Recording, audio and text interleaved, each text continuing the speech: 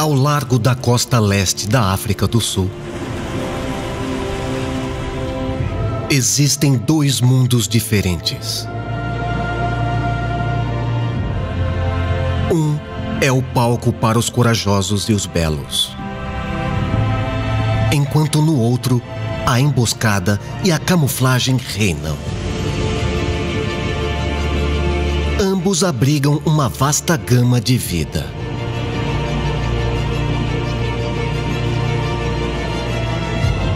Desde residentes antigos a andarilhos oceânicos.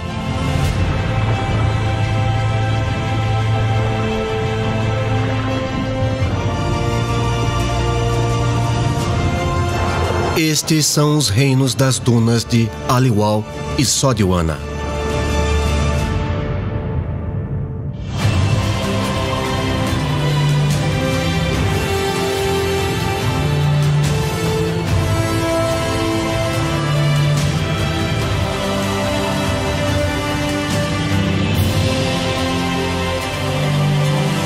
África, maravilhas do mundo marinho. Os reinos das dunas.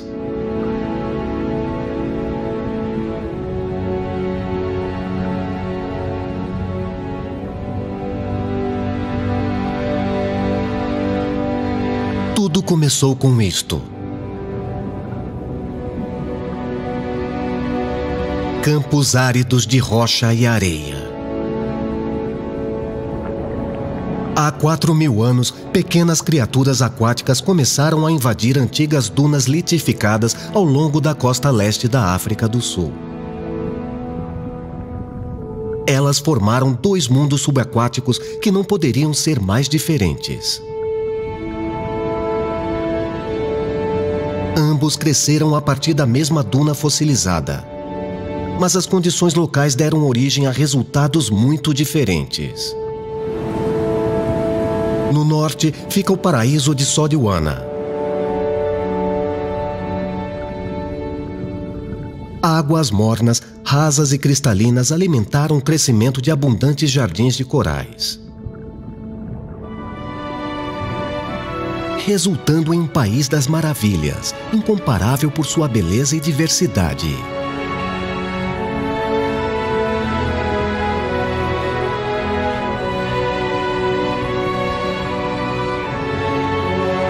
Hoje, 50 quilômetros de Recife abrigam 1.200 espécies de peixes e 95 espécies de corais.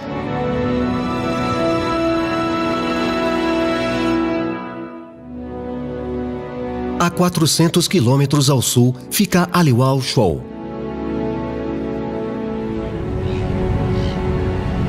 Apesar de ter sido criada pelo mesmo trecho de duna fossilizada, possui características claramente diferentes.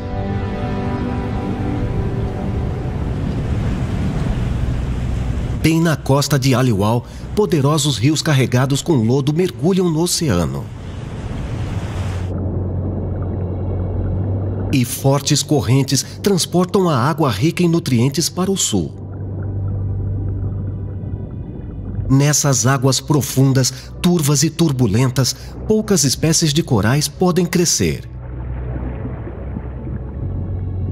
Como resultado, Aliwal e Sodiwana desenvolveram aparências muito contrastantes.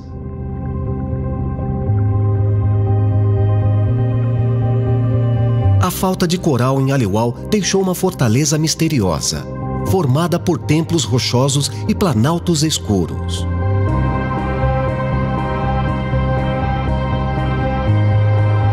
Mas a vida encontrou uma maneira de florescer entre as correntes marítimas e as ondas desse habitat.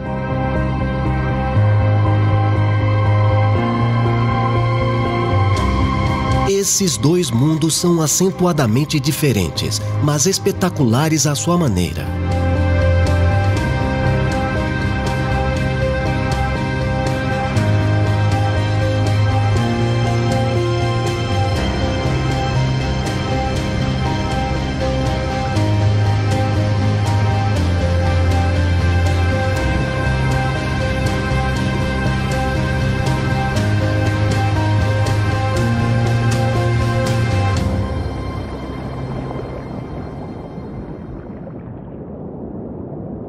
Aliwal Shoal é um retiro sombrio e inquietante.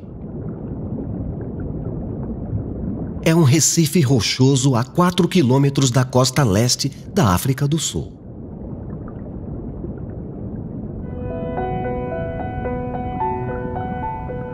Uma abundância de peixes prospera nas águas ricas em nutrientes. Mas morar aqui não é tarefa fácil.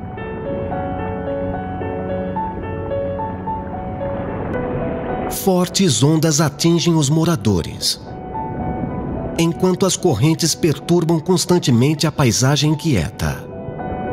Onde existem recifes de coral, eles desempenham um papel vital em diminuir a velocidade da passagem da água. Mas Aliwal tem pouco coral. Aqui, toda a força das correntes oceânicas flui através do ambiente agitado. Sem uma boa cobertura de coral, também há menos abrigo para se esconder dos predadores. E em Aliwal, eles estão por toda a parte.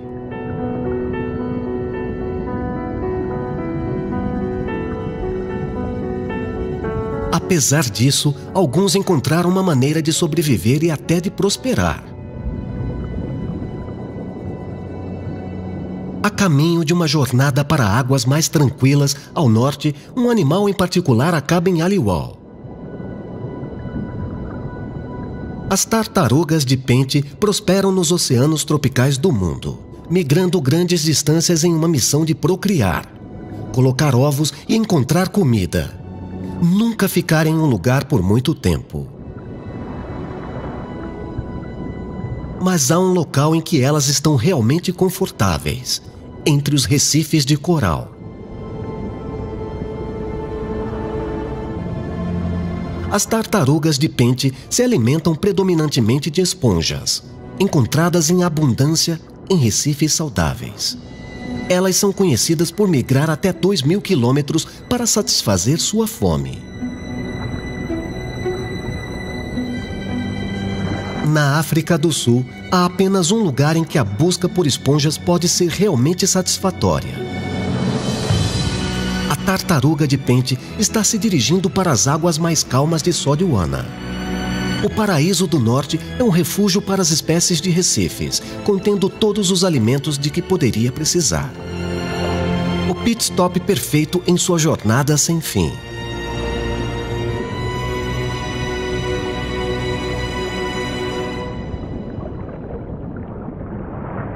Enquanto a tartaruga de pente está apenas passando por Aliwal na busca contínua por comida, há muitos que vivem aqui o ano todo.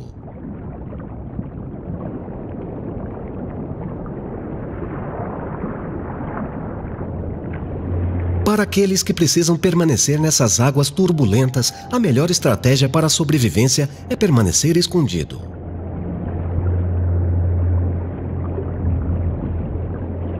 Aqui embaixo, a camuflagem é uma ferramenta poderosa.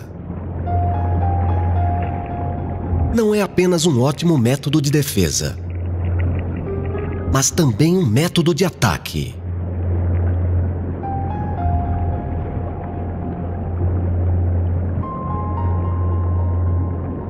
A camuflagem do peixe-escorpião é impecável.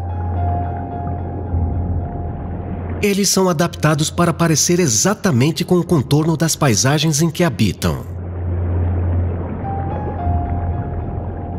Seus espinhos carregam uma toxina altamente venenosa, potente o suficiente para matar um humano. Os peixes-escorpião esperam suas vítimas desatentas tropeçarem para que possam surpreendê-las e engoli-las inteiras.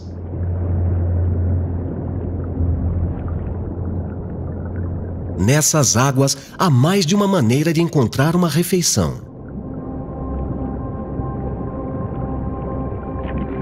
Enguias se escondem dentro das fendas rochosas das abundantes cavernas de Aliwal, esperando para atacar invertebrados. Seu corpo aerodinâmico é perfeitamente adaptado para se mover pelas tocas e elevações subaquáticas de Aliwal.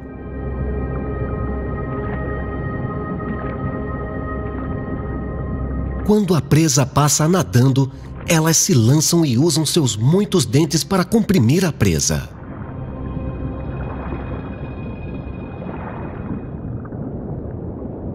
Acabar com o esconderijo para encontrar comida é um risco enorme. Ser exposto aumenta as chances de se tornar presa. Os animais de maior sucesso são geralmente os mais reservados.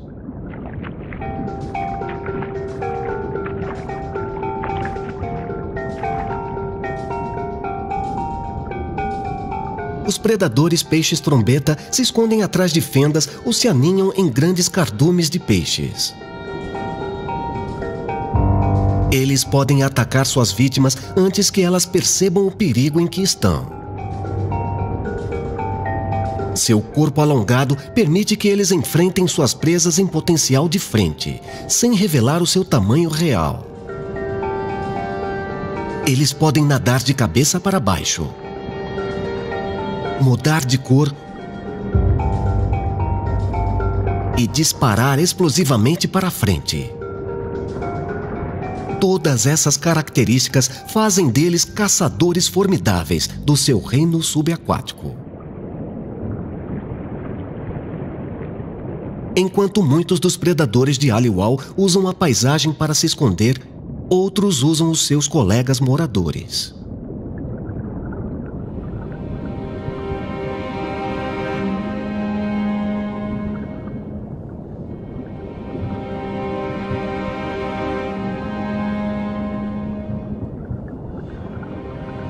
Os peixes-flauta têm corpos altamente aerodinâmicos.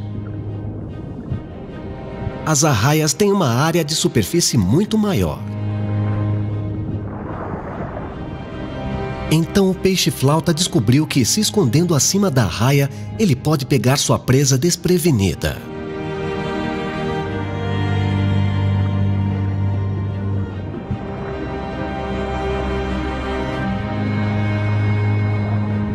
Fazendo da arraia um escudo vivo perfeito.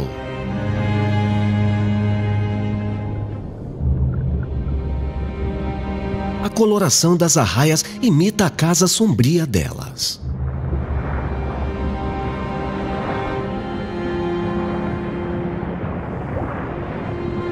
Elas deslizam pelo oceano como fantasmas.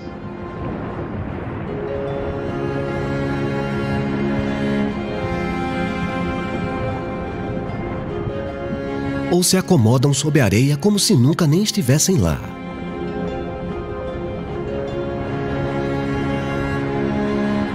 A areia não é apenas onde elas se escondem, mas também onde caçam.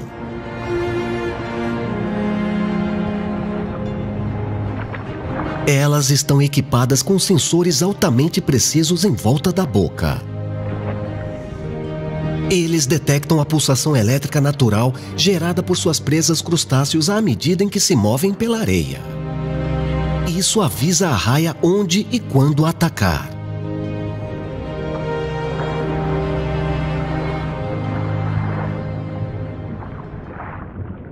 Nem todos os predadores aqui precisam confiar na sua destreza para encontrar uma refeição.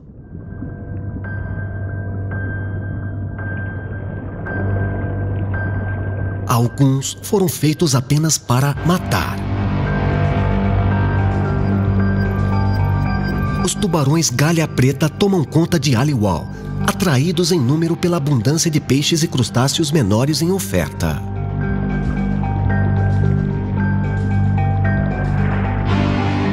Eles capturam suas presas com uma combinação de força bruta e agilidade.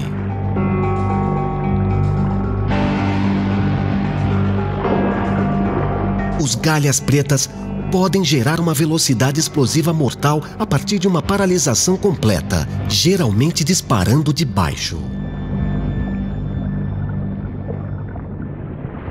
Embora as tartarugas de pente não sejam predadoras ferozes como os tubarões, elas ainda precisam caçar ativamente para encontrar seu alimento. A tartaruga segue pelo mar, continuando sua jornada para o norte. A viagem será surpreendentemente rápida. Se ela viajar na velocidade máxima de 24 km por hora, chegará a Sodiwana em menos de um dia. Sodiwana é um mundo incontestavelmente diferente de Aliwal.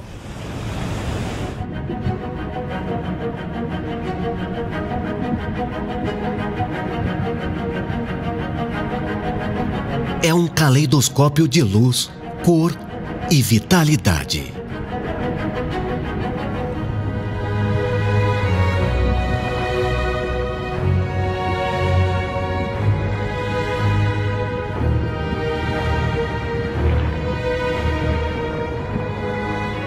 Mas não deixe isso lhe enganar. Em um habitat tão populoso, a competição por comida é implacável. Aqui embaixo, a beleza não é usada como uma forma de atração, mas como um aviso.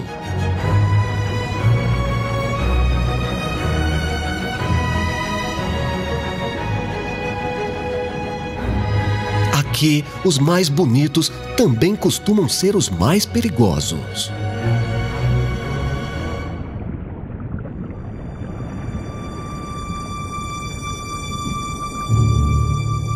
Talvez as criaturas que melhor representam isso sejam essas duas.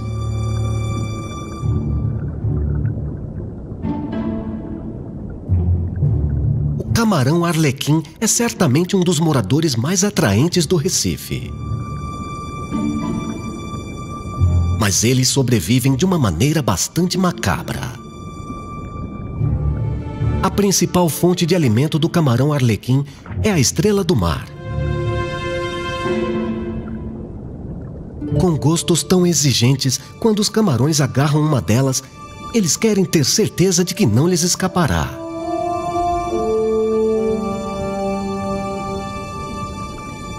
Eles imediatamente começam o trabalho paralisando a estrela. Eles fazem isso cortando seus pés tubulares.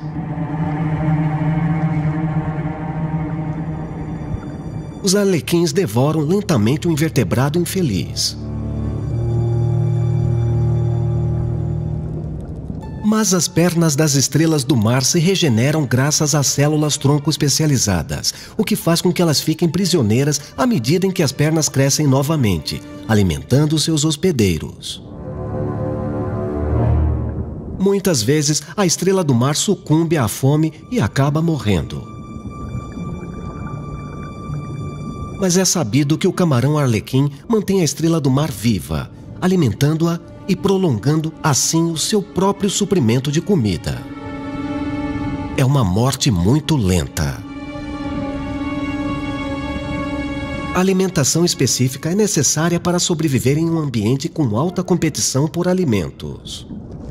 O camarão aproveitou ao máximo um nicho inexplorado por outros moradores.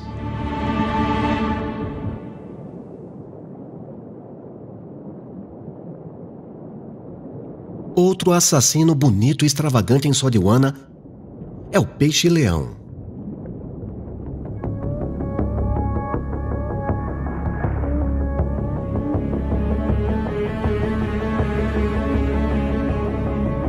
Embora seus espinhos com babados e cores contrastantes possam ser atraentes, eles podem ser mais precisamente denominados destruidores, em vez de predadores. Os peixes que compartilham as águas com eles sobrevivem apenas se aprenderem a evitá-los. Quando peixes-leão foram introduzidos acidentalmente nas águas do Caribe, as chances de sobrevivência de todos os outros peixes que vivem lá reduziram em até 80%.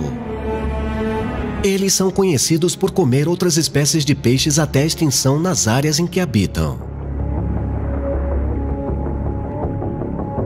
Este avistou uma vítima em potencial. Abrindo seu grande babado e barbatanas peitorais, ele vai para a rocha.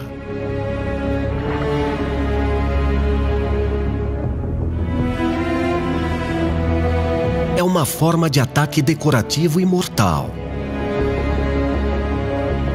Não há como a presa escapar. E o peixe-leão ataca, comendo qualquer coisa que possa caber na boca.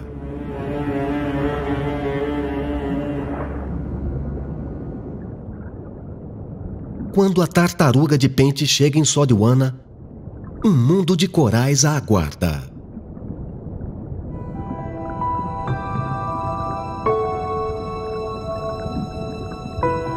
Ela chegou ao paraíso tropical. Agora é a hora do banquete.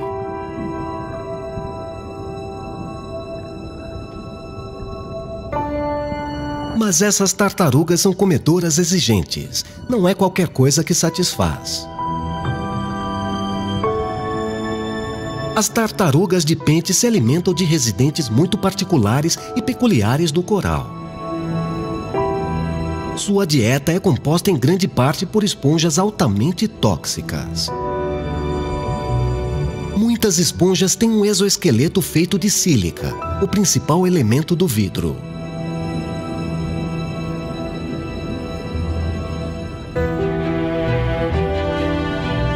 As tartarugas de pente desenvolveram um gosto por essa substância resistente e perigosa. Elas são os únicos répteis que podem se alimentar disso.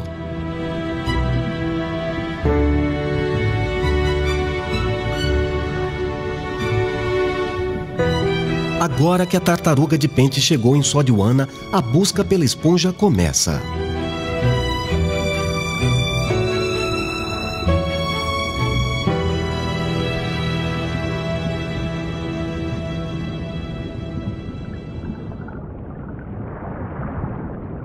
Não demora muito para encontrar um dos principais predadores de Sodwana.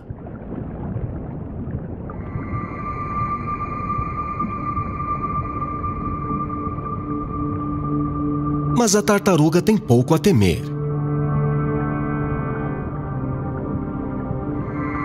O tubarão-touro tem outras prioridades. Ela está aqui para gestar.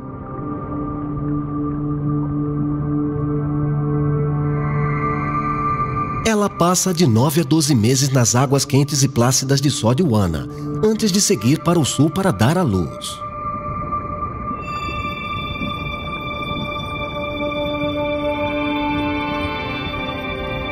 Por enquanto, ela tem as condições perfeitas para alimentar seu filhote por nascer. Embora impressionante agora, este mundo subaquático teve um começo simples. Os recifes de Sodwana começaram da areia.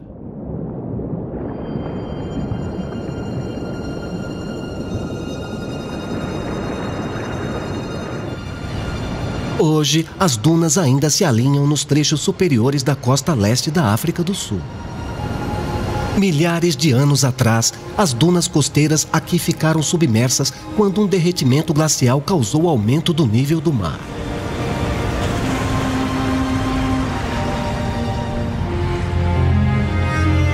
Mas a água ficou rasa o suficiente para receber luz do sol. A temperatura da água ficou entre 16 e 36 graus Celsius. Nos 10.000 anos seguintes, os corais começaram a se firmar, prosperando nas águas mornas e plácidas e no equilíbrio estável fornecido pelas dunas submersas.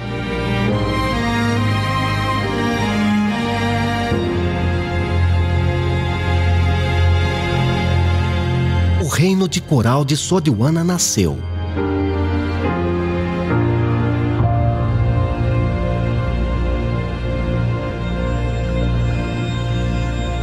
Os recifes de coral aparecem pela primeira vez no registro fóssil de 250 milhões de anos atrás.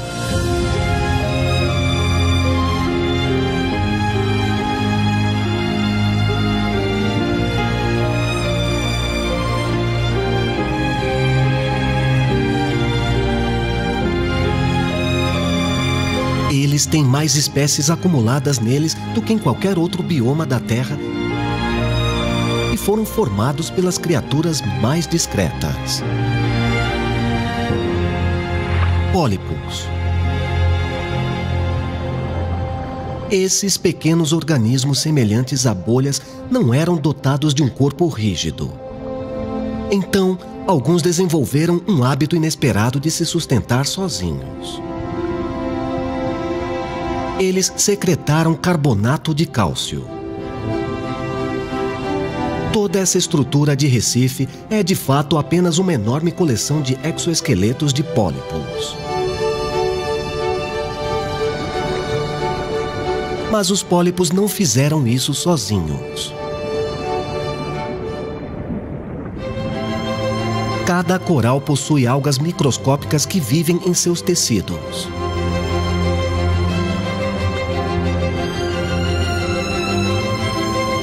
Elas são tão pequenas que 1 centímetro quadrado de superfície de um coral pode abrigar mais de 1 milhão de algas.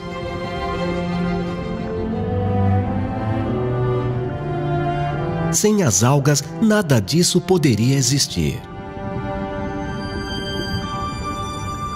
Quando os corais constroem recifes, eles absorvem o cálcio da água. Quando combinado com dióxido de carbono, o bicarbonato de cálcio é formado. Mas isso é solúvel em água e se dissolve toda vez que é formado.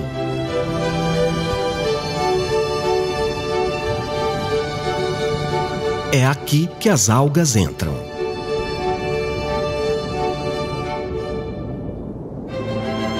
Elas usam o dióxido de carbono do coral quando fotossintetizam. Isso altera a estrutura do bicarbonato de cálcio em carbonato de cálcio, um esqueleto de cal estável que não se dissolve na água. Essa parceria é tão importante para a sobrevivência do coral que ele só pode crescer onde é raso o suficiente para que a luz solar alimente as algas. A relação entre esses dois tipos de organismo forma uma das mais diversas paisagens da Terra.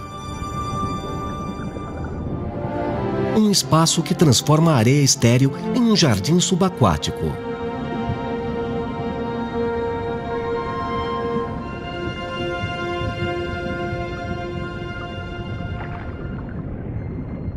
A culminação dessa façanha da engenharia biológica é a Speciose paquiceres.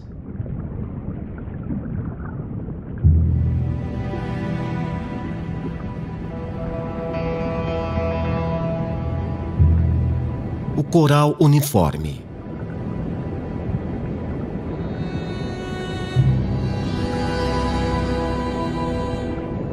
Todo esse trecho de Recife é um único organismo.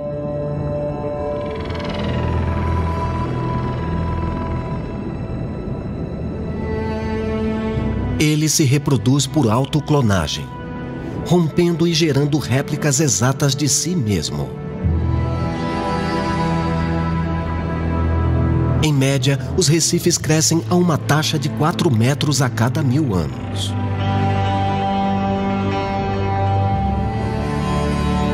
Com o tempo, formam um vasto habitat uniforme.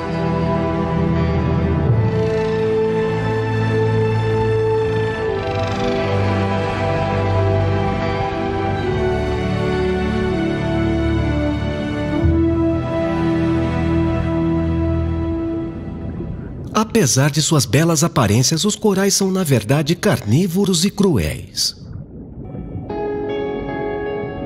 Os pólipos de coral têm células chamadas nematocistos ou células urticantes.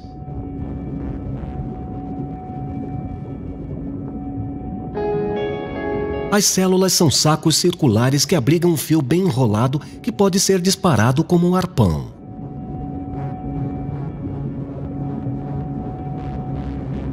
Quando o nematocisto detecta que um animal está próximo, a parede celular inunda a água. Isso aumenta a pressão interna, que descarrega explosivamente o fio.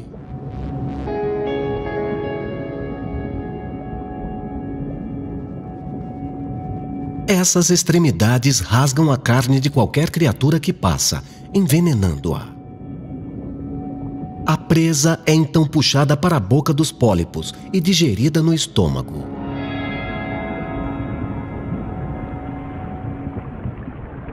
As lutas da vida subaquática geraram muitas estratégias de sobrevivência. Algumas criaturas se adaptaram para usar a arma mais mortal dos pólipos para criar seu próprio refúgio tranquilo. Como os corais, todas as anêmonas são pólipos e todas têm células urticantes.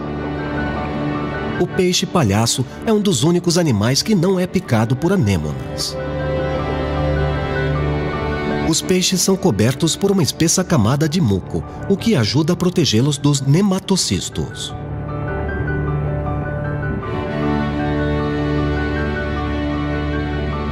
Mas isso por si só não é suficiente.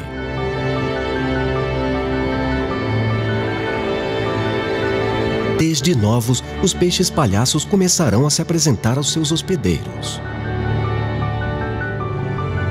Eles fazem isso esfregando-se na anêmona, familiarizando os pólipos com o seu toque.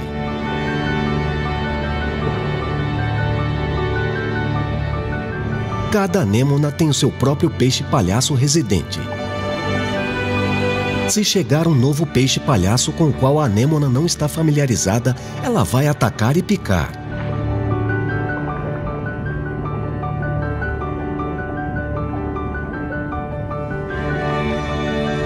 Os peixes-palhaços passam a vida inteira com sua anêmona.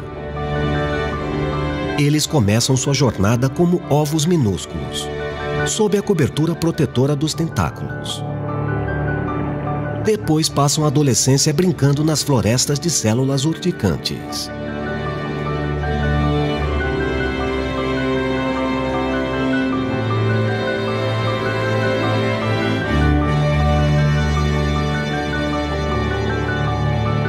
Por fim, depois que crescerem, será a hora de dar atenção à anêmona.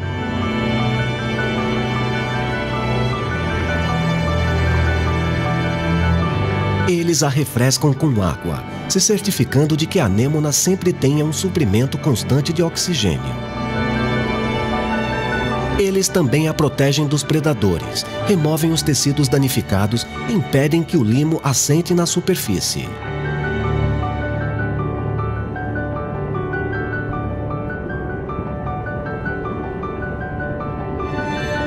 O peixe-palhaço não é o único morador de Sodiwana que pode suportar a poderosa picada da anêmona. Os bebês donzelas dominó são protegidos enquanto crescem. Curiosamente, a anêmona só deixa os dominós se aproximarem quando são jovens. Quando crescem, eles são atacados como a maioria dos outros peixes. Felizmente, para os dominós, à medida em que amadurecem, eles se tornam mais agressivos, reduzindo a necessidade de proteção da anêmona.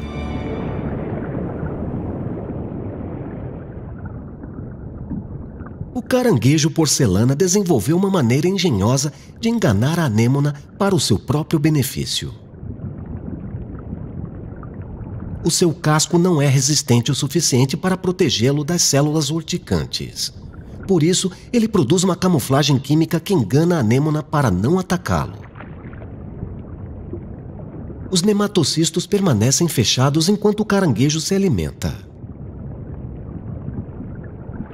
Eles têm 2 grandes ventiladores que varrem a água que passa. Eles prendem as partículas mais nutritivas e dissipam o resto.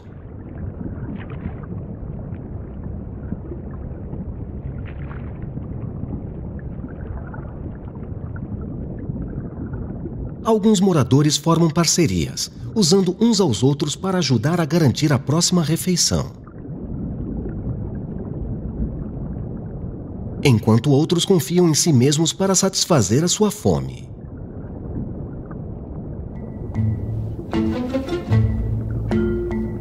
Os peixes-cabra têm uma língua externa altamente sensível para ajudá-los a encontrar presas escondidas em Sodiwana, como camarões e caranguejos.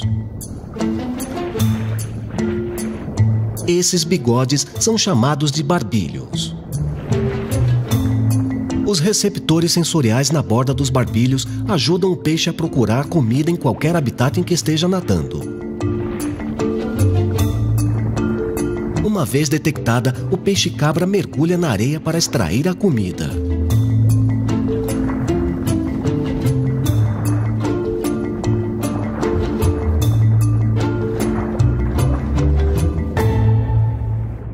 A outra espécie de peixe que tem uma maneira particularmente engenhosa de conseguir suas refeições. Este é o Gregory mauritana, um herbívoro que se alimenta de algas. Há muito mais em seu movimento frenético do que aparenta.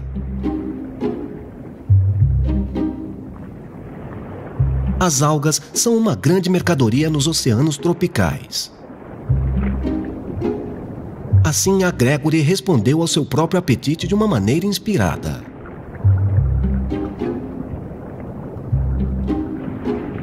Ela cultiva.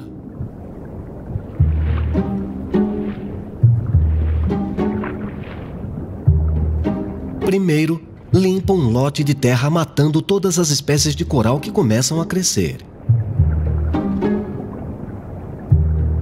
Depois, ela cuida do seu jardim. Ela belisca a colheita, petiscando o tempo todo, mas nunca devorando a raiz da planta para não matá-la.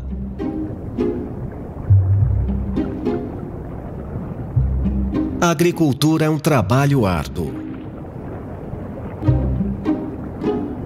Ele deve constantemente afastar sua competição, enquanto cultiva sua colheita.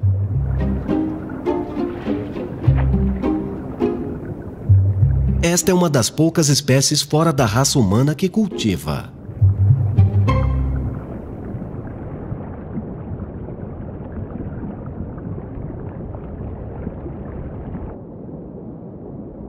Um dos subprodutos da competição perpétua por alimentos é a garantia da formação de fortes parcerias entre as espécies.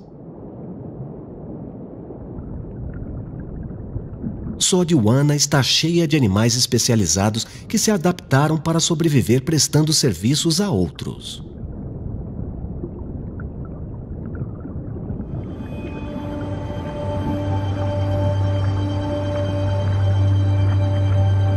O camarão limpador ganha vida comendo parasitas e o tecido morto de predadores maiores. Eles se instalam em locais especiais no Recife chamados de estações de limpeza. Quando estão prontos para trabalhar, começam a anunciar balançando as garras da frente de um lado para o outro. Isso atrai muitos moradores, muitos dos quais normalmente comem camarão. Mas há um acordo que dura por toda a interação.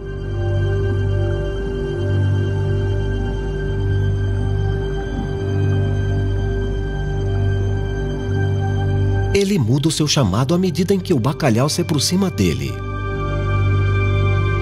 Isso anuncia que ele está aqui não para caçar, mas para ser limpo.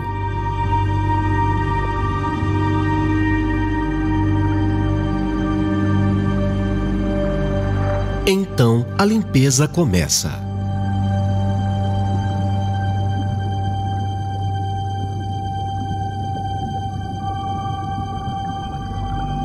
O bodião limpador sobrevive da mesma maneira que o camarão.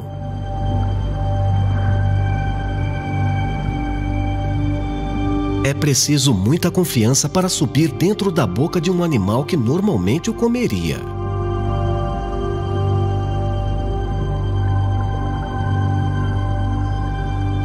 Mas para alguns é o que é preciso para obter uma refeição.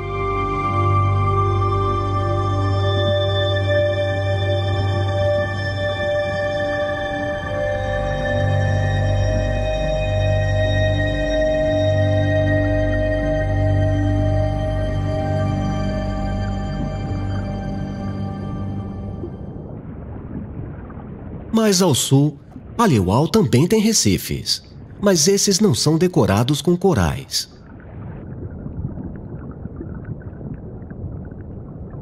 Eles são feitos em grande parte de rocha. Os sedimentos do rio, aliados a altas correntes e à constante elevação da água, demonstram que o coral luta para crescer aqui.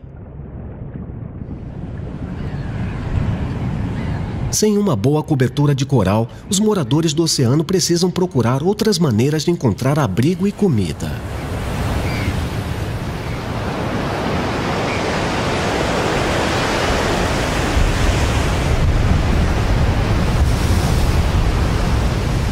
Mas da adversidade desse cenário tempestuoso, outra oportunidade para a vida subaquática surgiu.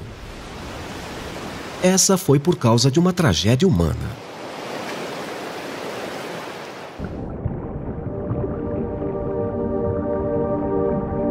Em 1974, um navio chamado Produce transportava a carga de Durban, quando atingiu uma rocha.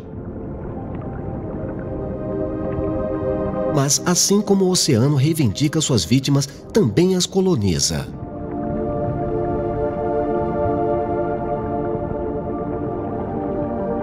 Aqui, a região selvagem do mar venceu as melhores tentativas do homem de navegação. O naufrágio é um paraíso para a vida marinha de todas as formas e tamanhos. Suas superfícies metálicas duras são decoradas com a vida aquática. O resultado é um ambiente parte humano, parte natureza.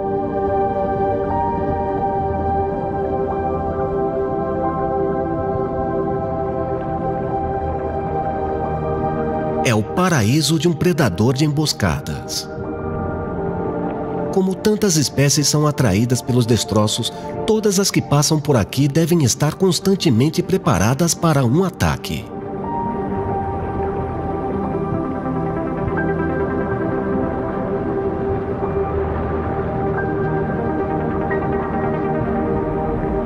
Essa densa formação de milhões de peixes é um sistema espetacular de defesa.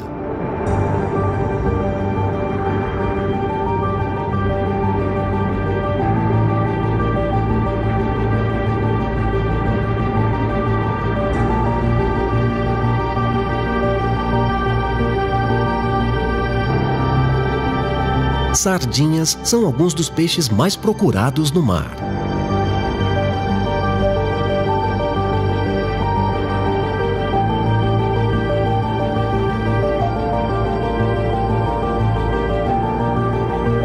Então, elas se protegem criando acumulações gigantes, conhecidas como bolas de isca.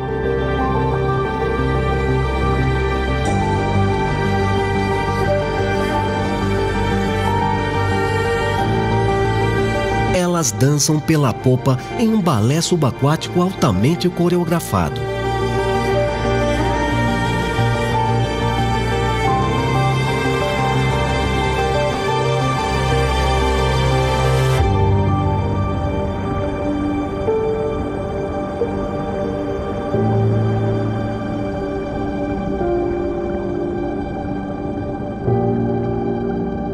Eles não são os únicos peixes que se unem em cardume para se defender.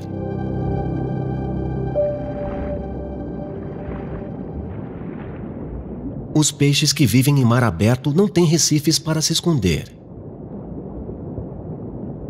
Assim como a sardinha, em vez de usar o ambiente para protegê-los, eles confiam um no outro.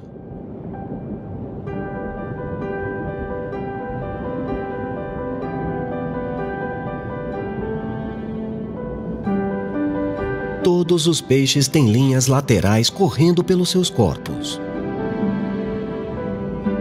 Elas detectam quaisquer alterações de pressão no oceano circundante. Assim que houver uma agitação por perto, um peixe sentirá e agirá de acordo.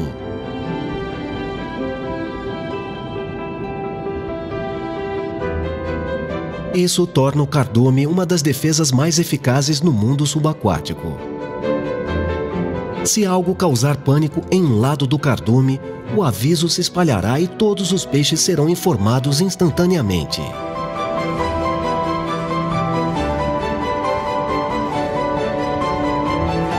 Além disso, à medida em que cada peixe se move, ele cria sua própria onda. O seu vizinho é capaz de nadar na mesma direção, o que faz com que ele gaste energia mínima e navegue em segurança.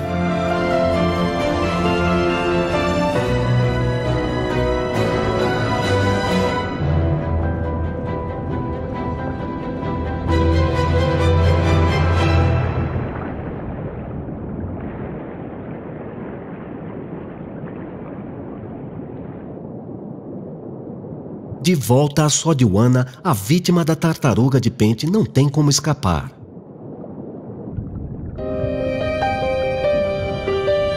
Ela encontrou o que procurava, algumas esponjas saborosas. Embora enraizadas no local, as esponjas são de fato animais, alguns dos mais primitivos do planeta. A presença da tartaruga é um bom presságio para todo o habitat. As tartarugas de pente são as principais reguladoras dos sistemas de recifes de coral.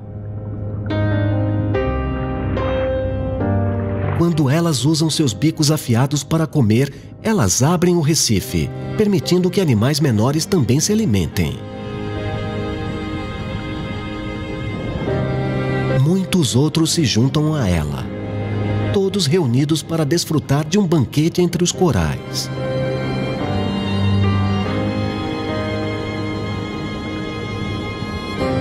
E este é o segredo dos reinos das dunas. Fora da competição e da busca incessante por alimentos, emergem parcerias complexas.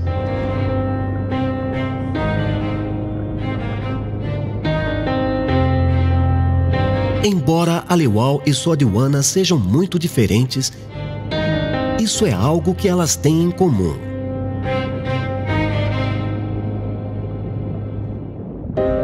São as relações entre as espécies que as mantêm funcionando.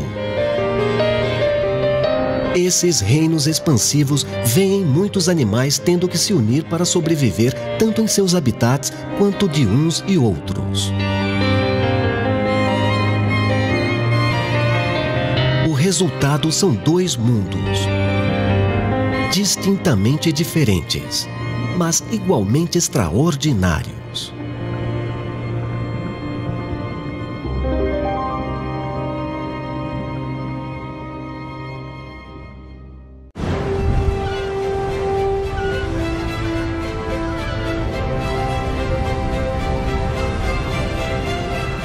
Ao longo das costas ocidentais da África, um dos mamíferos mais carismáticos do continente vive em sua casa oceânica.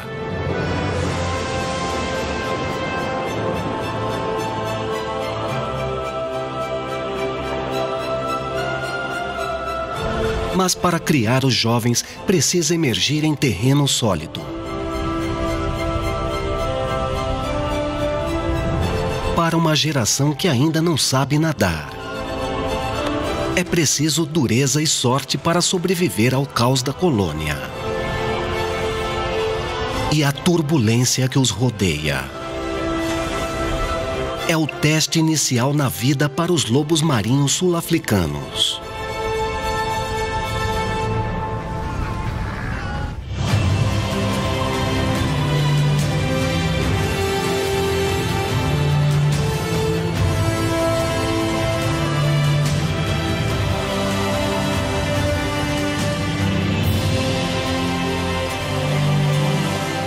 África, maravilhas do mundo marinho. Lobos marinhos sul-africanos.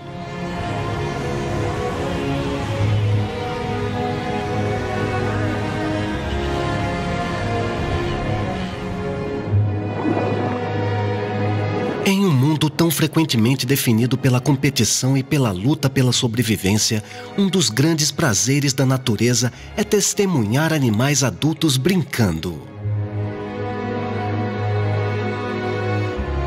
O belo quebra-mar na costa oeste da África do Sul é um local de folia total para os lobos marinhos sul-africanos.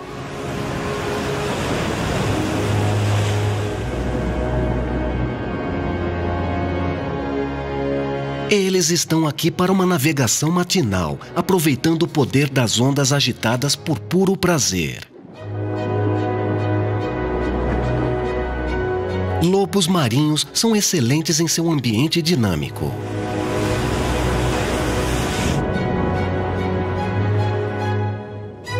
As rochas próximas não são motivo de preocupação quando você pode se adaptar.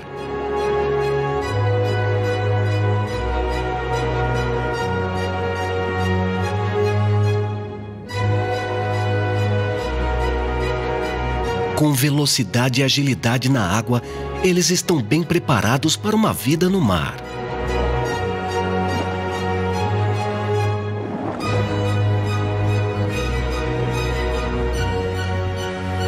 Mas, diferentemente da maioria dos mamíferos oceânicos, os lobos marinhos sul-africanos começam a vida em terra firme.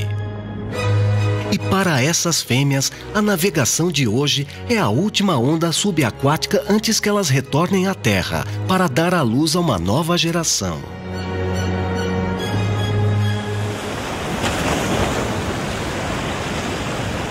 É início de novembro, final da primavera no hemisfério sul. Corpos peludos cobrem uma ampla praia na costa oeste da África do Sul.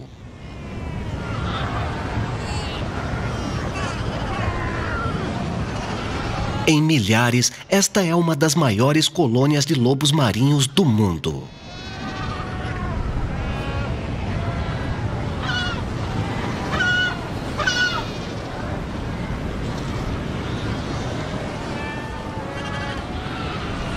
Ao contrário de muitas outras espécies, as barbatanas traseiras dos lobos marinhos podem voltar-se para a frente, permitindo que elas se arrastem pela terra. Mas o seu charme na água é comprometido em terra.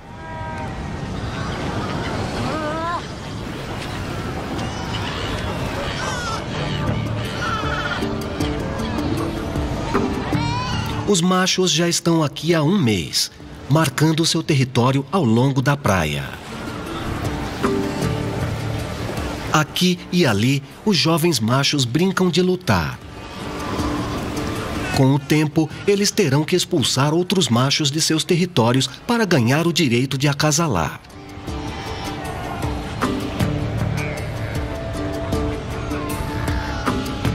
Mas, por enquanto, são pequenos demais para competir com os verdadeiros barões da colônia.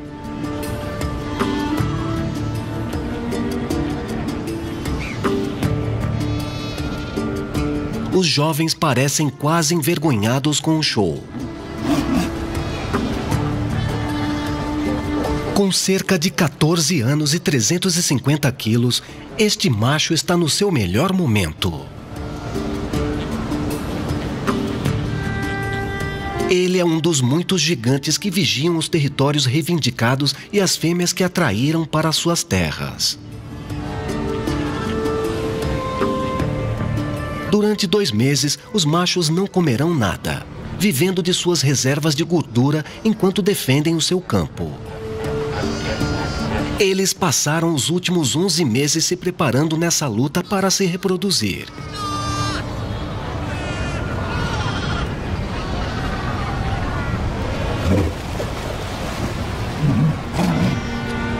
Com tantos machos, o espaço e as fêmeas são muito disputados.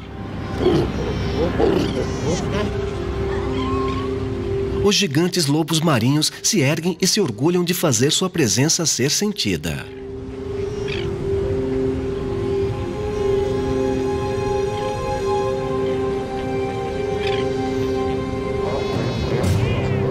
Mas às vezes isso não é suficiente. Os vizinhos geralmente se encontram em exibições nas margens.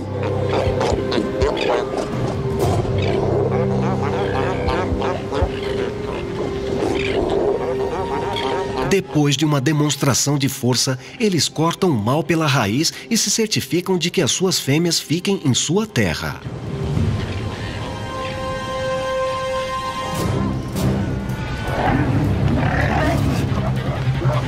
Se um macho ignora o desafio, com frequência ele é perseguido.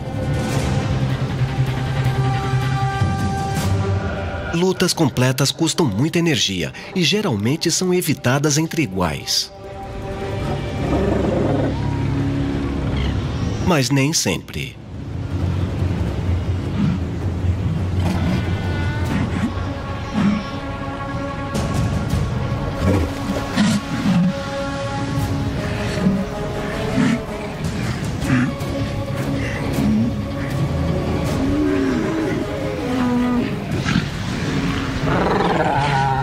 Para as fêmeas, tudo isso faz parte do período de reprodução.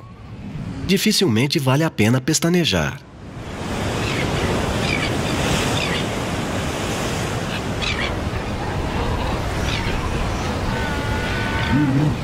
Para os machos, os melhores locais têm acesso à orla, onde podem interceptar as fêmeas que se deslocam do mar ou para o mar e encurralá-las em seus haréns. Mas para as fêmeas que emergem na praia, o acasalamento não é a prioridade. Elas estão aqui para dar à luz.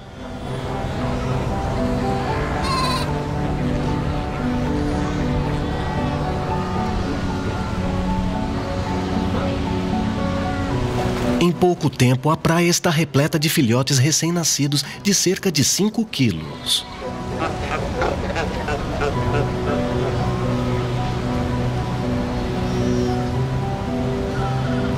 Para um gaivotão, a placenta representa uma refeição valiosa. E as exaustas fêmeas de lobo marinho não são incomodadas pelo necrófago. Mas a proximidade forçada de estar em terra está muito longe da alegre liberdade da arrebentação.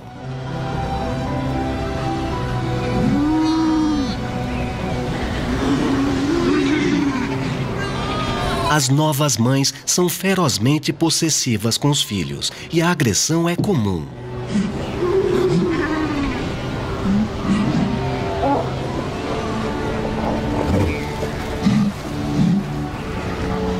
É preciso a intervenção de um macho para restaurar a paz. Depois que os filhotes nascem, as mães alcançam o primeiro de 2 aspectos cruciais para o seu tempo em terra seca.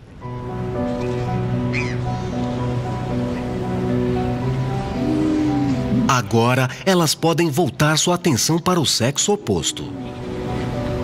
Na maior parte do ano, os machos raramente são vistos e acredita-se que eles se movem mais para o fundo do mar do que as fêmeas.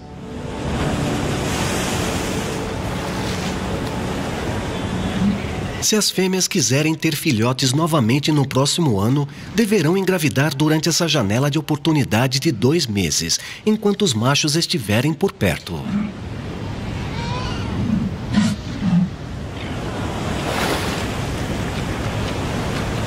Esta fêmea foi dar um mergulho refrescante, levando seu filhote com ela até a beira do mar. Faz apenas 6 dias desde que ela deu à luz, mas ela está no cio de novo e está pronta para acasalar. É por isso que, para os machos, ter uma propriedade à beira-mar é tão importante. O filhote terá que passar um pouco de tempo sozinho, enquanto sua mãe cuida de seus negócios importantes. Com quase 5 vezes o tamanho da fêmea, o macho quase a sufoca. Se tudo der certo, ela voltará em 1 ano para dar à luz ao filhote dele.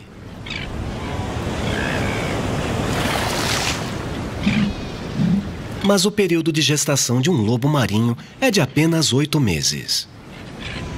Para estarem sincronizados, os embriões fertilizados só começam a se desenvolver 4 meses após o acasalamento. Desta forma, os lobos marinhos são desenvolvidos especialmente para suas incursões anuais na Terra. Essas colônias de reprodução movimentadas se formam no verão em vários pontos ao longo da costa oeste do sul da África.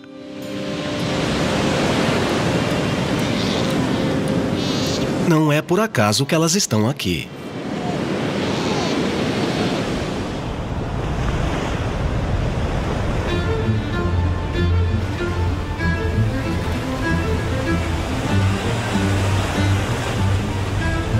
Nos meses de verão, ventos fortes sopram pela costa, empurrando a camada superficial da água para o oeste.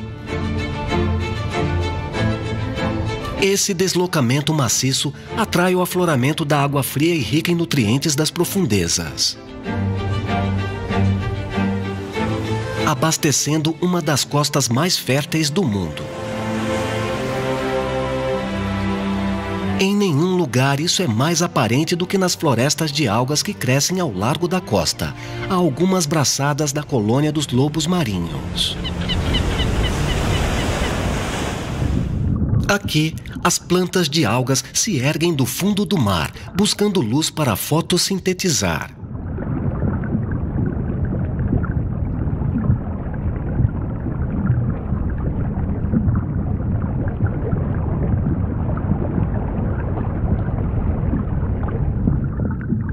Fertilizadas pela água rica, elas podem alcançar 12 metros de altura. Na sua base, estruturas semelhantes a raízes ancoram as algas nas rochas.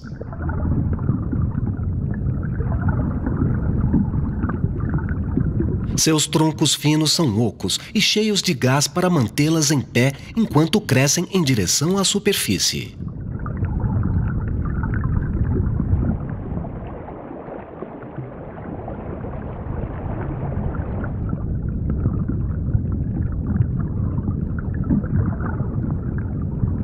Elas abrigam lapas herbívoras que pastam nas hastes delgadas. Suas conchas são curvas para abraçar a superfície da planta, para que não sejam puxadas do caule pelas ondas. Notavelmente, cada lapa defende uma haste como seu próprio território de alimentação, empurrando os concorrentes caso apareçam. E não são apenas as lapas que vivem entre as algas. Essas águas férteis abrigam uma infinidade de vida marinha.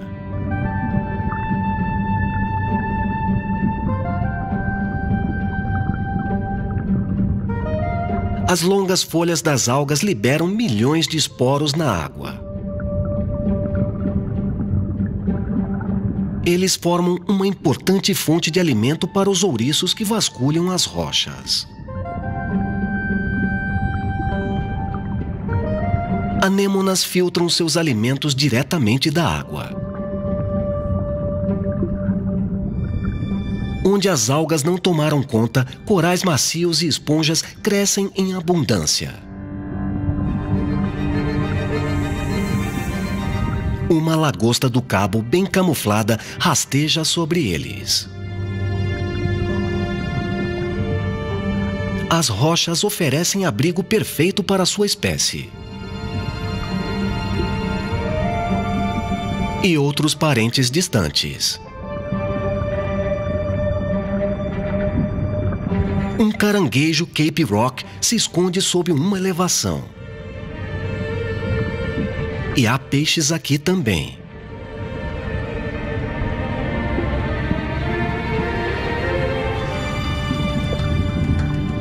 Enquanto muitos se prendem às fendas escondidas da floresta, cardumes de sargos nadam entre os caules altos.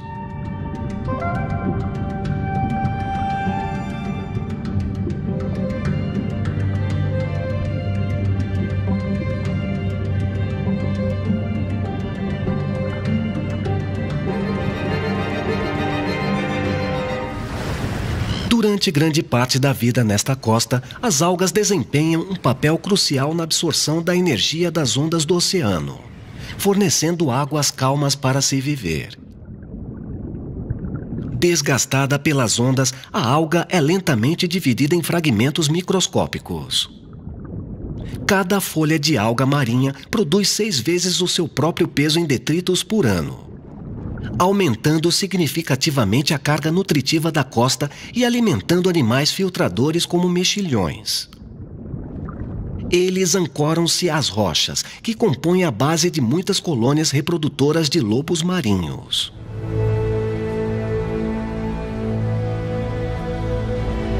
As ilhas rochosas oferecem solos de reprodução sem a ameaça de predadores terrestres, ou a competição por espaços com as pessoas.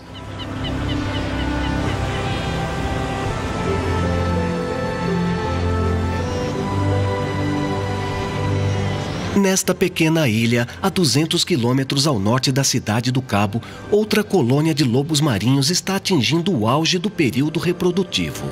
Os lobos marinhos não são os únicos que aproveitam a base segura cercada por águas produtivas. Eles compartilham a ilha com uma enorme colônia reprodutiva de atobás do Cabo.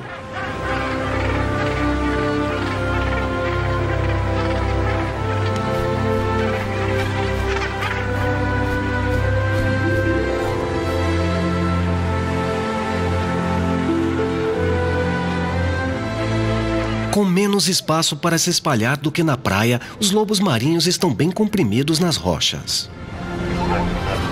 E a colônia é acarpetada pelas capas pretas de filhotes recém-nascidos.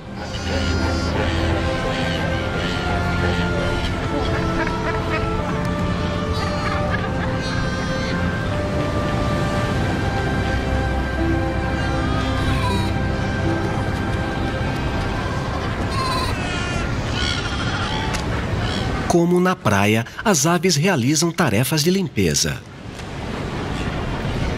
Essas aves onívoras arriscam qualquer refeição e comem qualquer coisa, de mexilhões e peixes a filhotes de morus.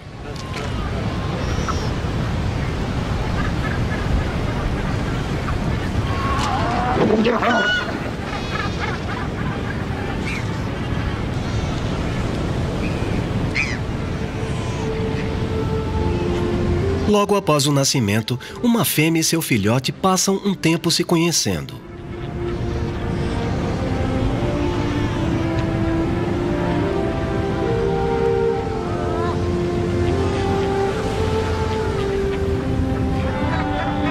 A capacidade deles de reconhecer os cheiros e chamados um do outro será crucial para as chances de sobrevivência do filhote. Por enquanto, a primeira refeição do filhote está próxima.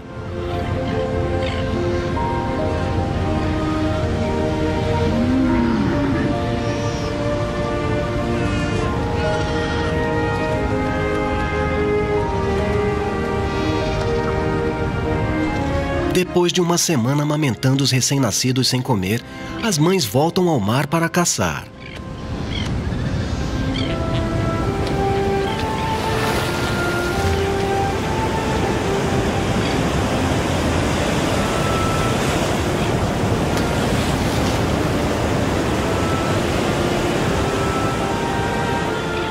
Os filhotes devem ficar para trás e cuidar de si mesmos até que suas mães retornem.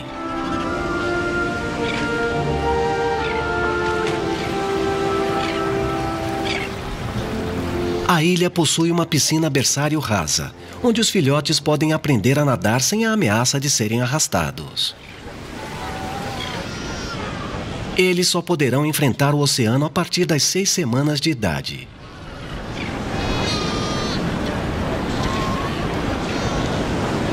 Por enquanto, as águas profundas que se tornarão seu lar estão repletas de perigos. Mas para as fêmeas, o retorno ao mar é um alívio prazeroso da vida na terra.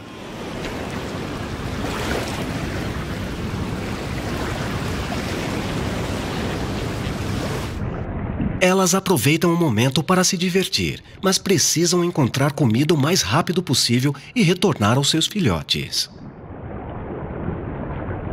Nem tudo que as rodeia é comestível.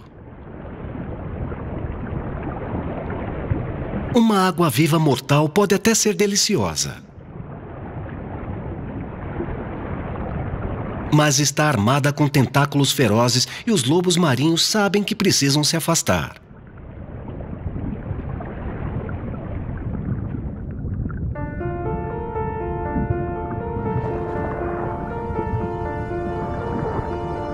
As águas ricas em nutrientes ao redor da ilha dos lobos marinhos alimentam a floração de fitoplâncton, que por sua vez atrai pequenos crustáceos chamados krill.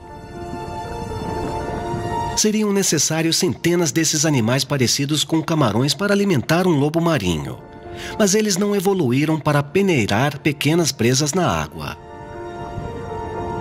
Para eles, essa rica fonte de proteína é inacessível.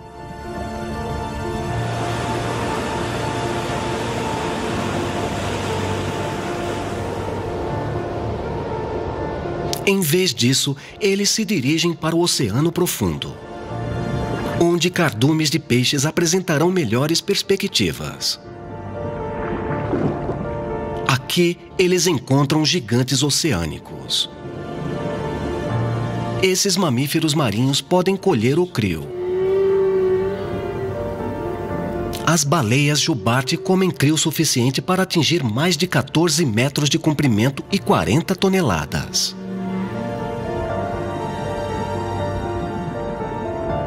Elas usam suas bocas como peneiras para filtrá-lo da água em grandes quantidades.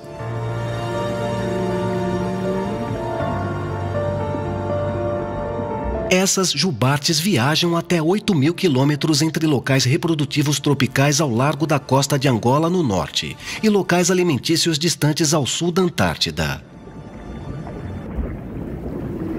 As baleias deste grupo estão entre as últimas a fazer a jornada para o sul, até as águas frias e carregadas de alimento.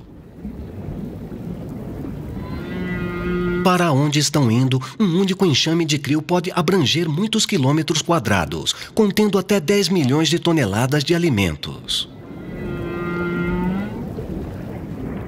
As baleias passarão o verão devorando esses enormes recursos.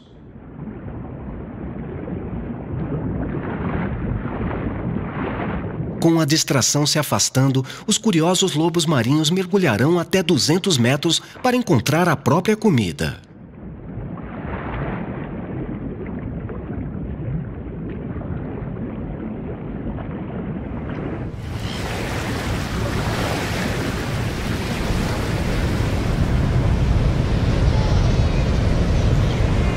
Com as mães longe, os filhotes apreciam sua nova independência.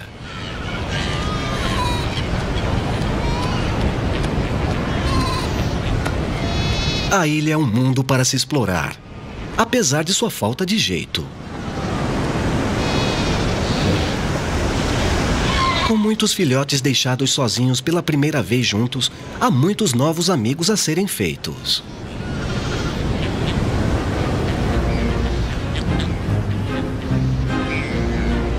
E muitos companheiros de brincadeira.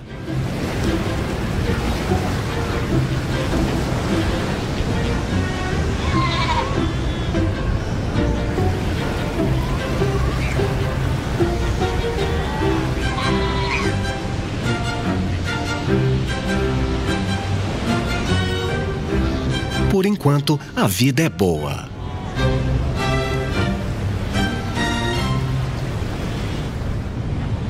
Mas com o passar do dia, as coisas ficam mais difíceis.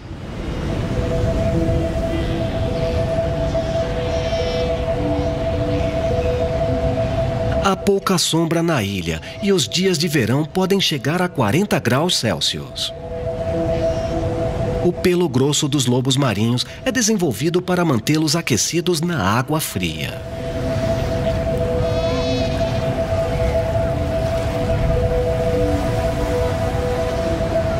As nadadeiras são o único ponto com a pele nua exposta. E os adultos abanam as suas para se refrescar.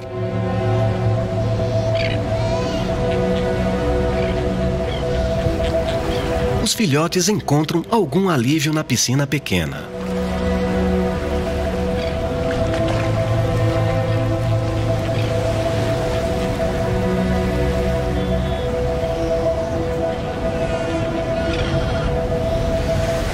Nenhum cantinho de sombra fica vazio.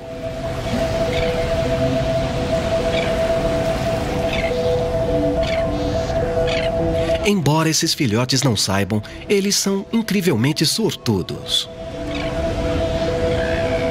Em colônias onde o acesso à água exige caminhadas mais longas sobre areia ou pedras quentes, 1 em cada 5 recém-nascidos podem morrer de estresse por calor.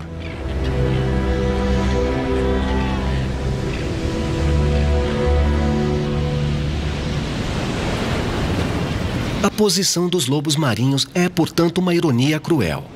Incapazes de se reproduzir na água, mas arriscando a morte de seus filhotes parindo-os em terra. Para a maioria dos mamíferos marinhos, as coisas funcionam de maneira muito diferente. A afluência sazonal de águas ricas se estende ao redor da costa sul da África do Sul.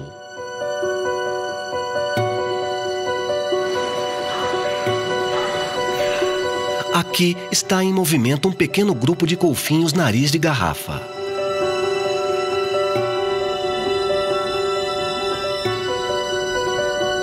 Para eles, assim como para as baleias, o acasalamento e o nascimento acontecem no mar.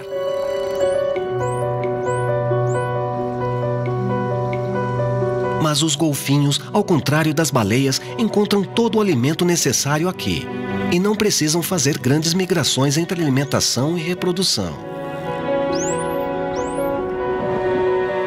Eles podem passar a vida em uma área residencial de cerca de 85 quilômetros quadrados. Ao contrário dos lobos marinhos, os machos permanecem em contato com as fêmeas durante todo o ano e a reprodução pode ocorrer em qualquer estação do ano. Não é necessário que os golfinhos saiam da água.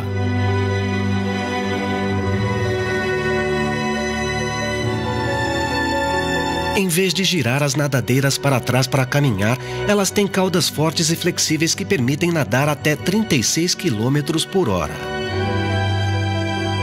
Os cientistas acreditam que eles podem controlar a flexibilidade de suas caudas para usar sua energia com eficiência enquanto nadam em velocidades diferentes. Para os lobos marinhos, nadar é mais como voar sob a superfície.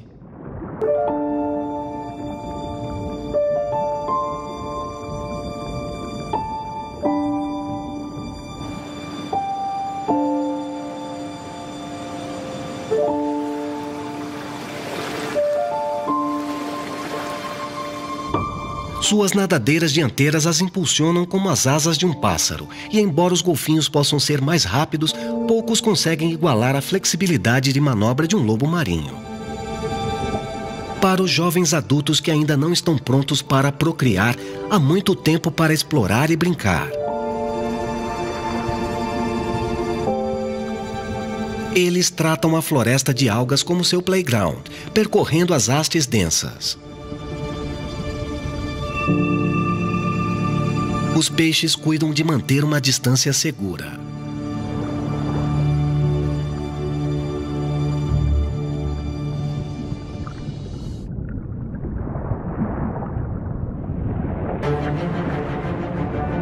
Para dois machos jovens em águas rasas, divertir-se está ficando menos sossegado. Eles estão atingindo a maturidade total, mas ainda não são grandes o suficiente para competir por territórios na colônia. Eles passam o tempo brincando de lutas.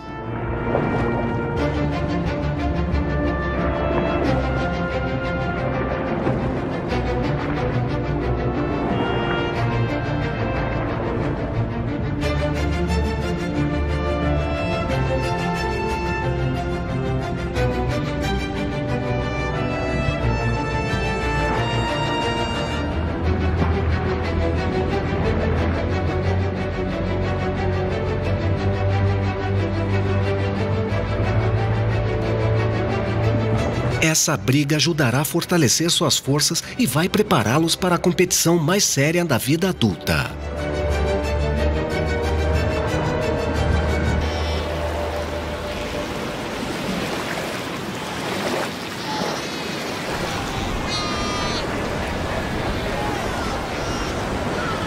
Enquanto os machos jovens desfrutam da água, a vida para os filhotes presos à terra está se tornando mais difícil. Cada dia em que suas mães estão fora é outro dia sem comida ou proteção.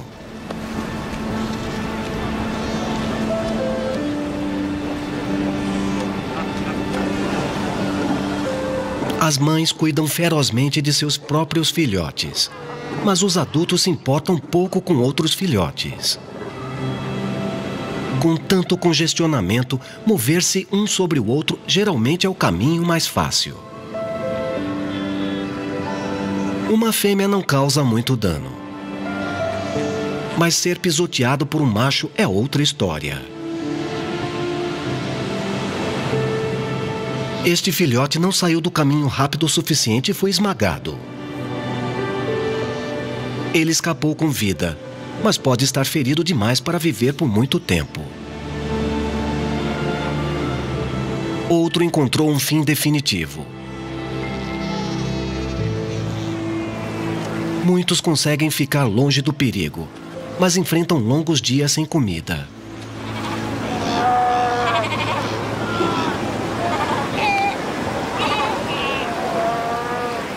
A mãe desse filhote está caçando no mar há uma semana. E ele começa a procurar por ela na ilha em desespero.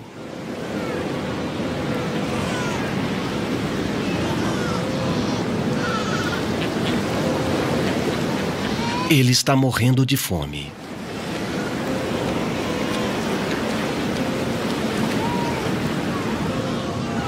Incapaz de encontrá-la, ele tenta a sorte com outras fêmeas. Mas qualquer coisa dada a um filhote estranho significa menos comida para a própria prole.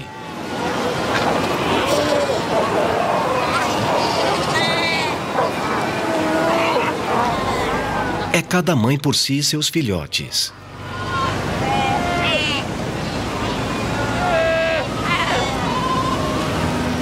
Finalmente, a salvação do filhote aparece.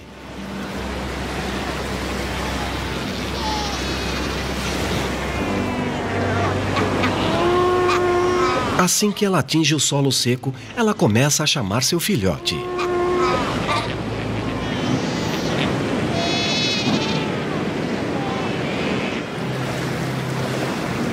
E ele não precisa de um segundo convite. O encontro sinaliza o fim da luta imediata do filhote.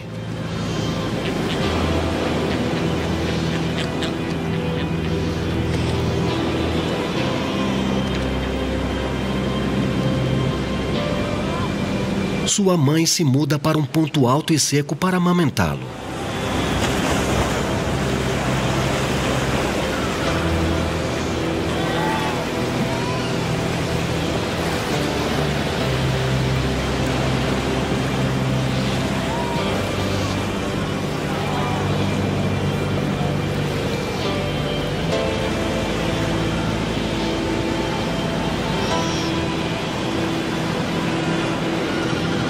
Finalmente a espera acabou e ele pode desfrutar de uma boa refeição.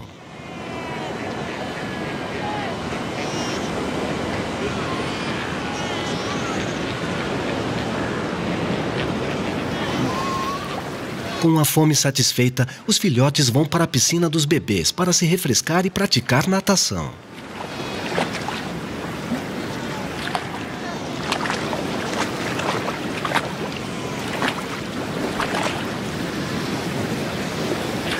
Essas brincadeiras de salto podem ser por pura diversão. Mas com o tempo, elas poderiam provar uma prática valiosa para manobras evasivas.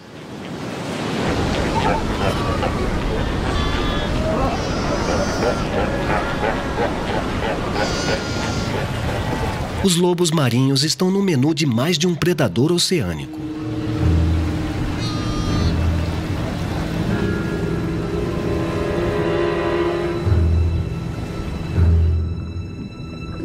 As florestas de algas marinhas abrigam tubarões, também conhecidos como cação-bruxa.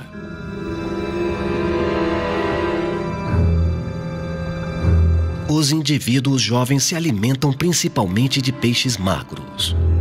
Mas os adultos podem crescer até 3 metros de comprimento e alimentar-se de uma grande variedade de presas, incluindo pequenos mamíferos marinhos.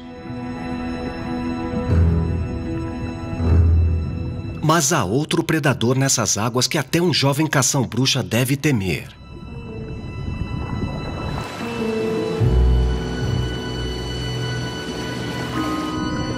Os tubarões brancos são o maior inimigo dos lobos marinhos. Com até 7 metros de comprimento, esse é um dos predadores mais ferozes do oceano.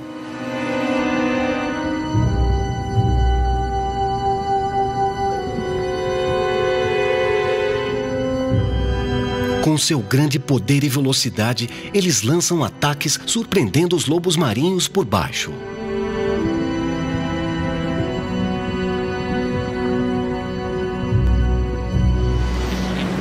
Por enquanto, os filhotes estão seguros no refúgio de seu berçário.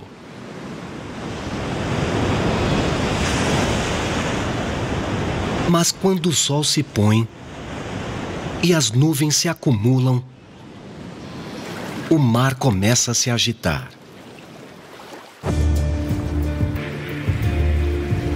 Um novo dia traz consigo uma grande onda do oceano.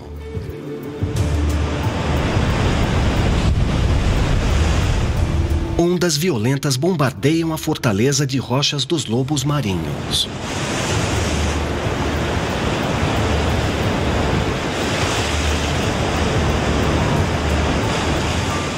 As águas rasas da piscina dos filhotes são transformadas em um redemoinho profundo e agitado.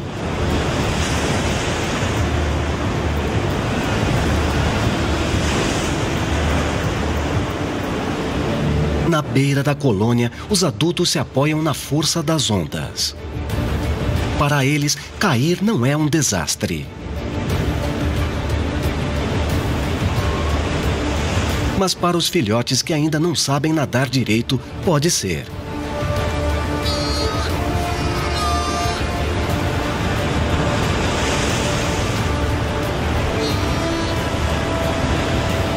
O pânico invade a colônia quando pequenos corpos são jogados na espuma.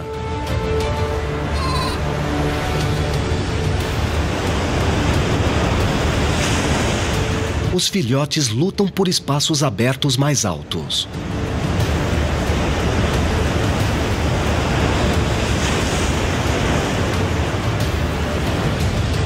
Mas algumas pedras são zelosamente reservadas por mães protetoras. A sobrevivência aqui vai depender da força e a conseguir alguma ajuda.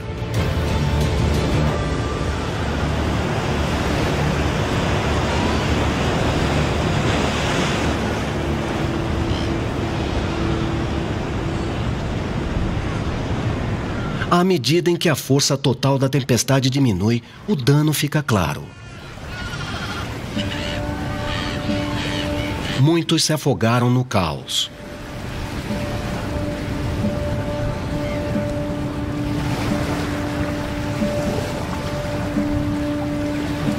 Para os machos da ilha, a tempestade foi um teste de sua resiliência e determinação em manter seus territórios.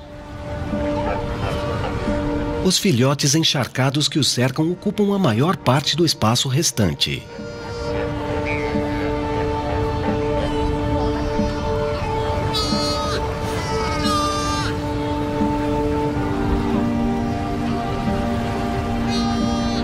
À medida em que a maré cai, a ameaça das ondas diminui. O oceano recua, trazendo de volta a tranquilidade para dormir.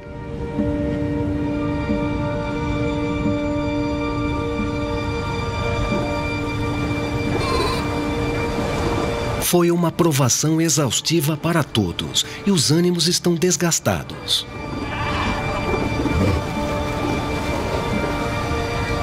Para os filhotes, as principais prioridades após o frio dilúvio são aconchego e comida.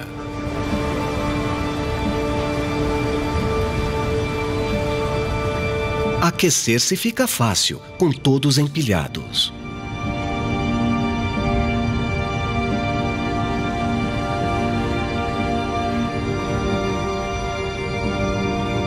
Mas para a comida, todos devem, mais uma vez, confiar em suas mães.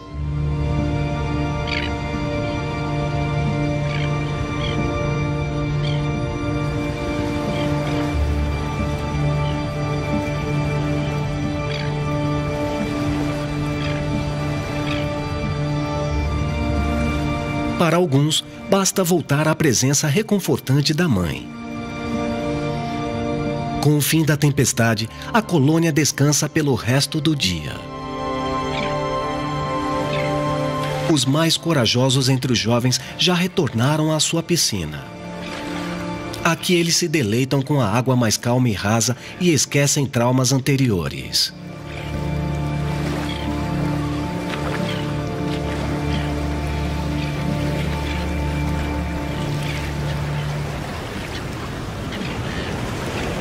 Quando ficarem mais fortes e confiantes, estarão mais perto de lançar-se ao mar aberto.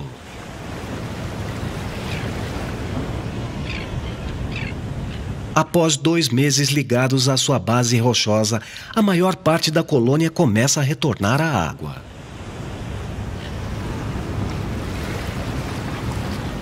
Os filhotes de 6 semanas de idade estão prontos para se formar na piscina do berçário e partirem com alegria para o mar.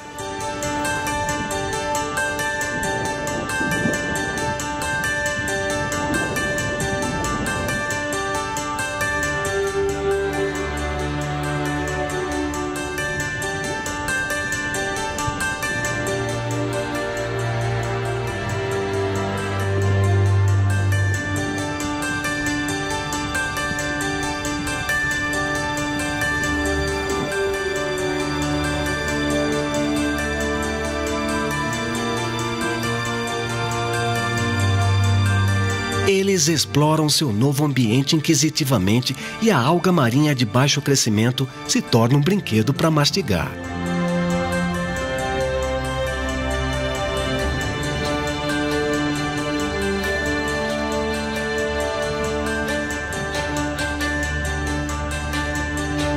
Este filhote ficou tão confortável na água que adormeceu na superfície.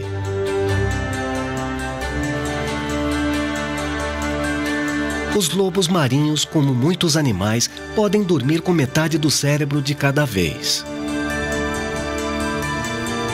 descansando os hemisférios esquerdo e direito separadamente, enquanto o outro permanece alerta. O amplo espaço do oceano aberto é um bem-vindo alívio ao tenso congestionamento da colônia.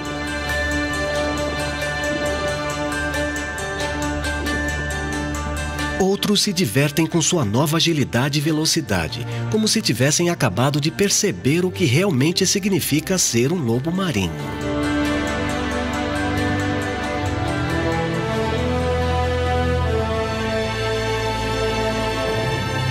A água é uma arena para lutas e brincadeiras de pega-pega.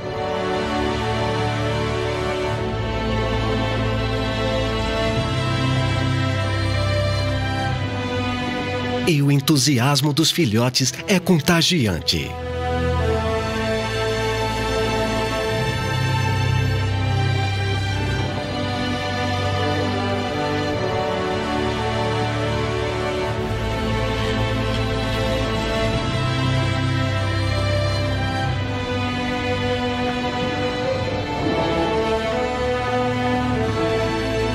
Para as mães, esse é um marco importante e elas brincam junto em comemoração.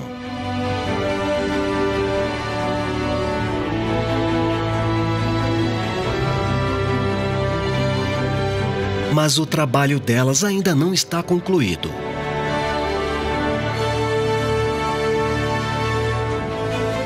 Os filhotes ainda dependem inteiramente do leite e elas continuarão a fornecer, retornando periodicamente à terra para alimentá-los.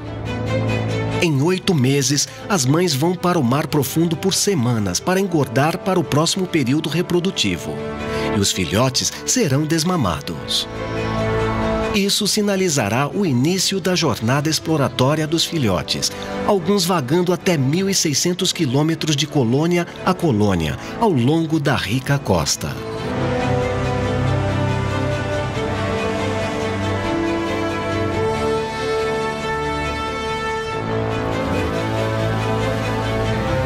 Em 3 a 4 anos, os filhotes fêmeas voltarão para serem mães. Para os machos, levará pelo menos 10 anos antes que eles possam reivindicar territórios e parceiras.